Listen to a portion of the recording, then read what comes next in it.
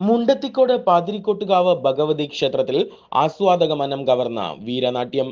ക്ഷേത്രത്തിൽ ഭരണിവേല ആഘോഷത്തിന് മുന്നോടിയായാണ് കലാപരിപാടികൾ പുരോഗമിക്കുന്നത്.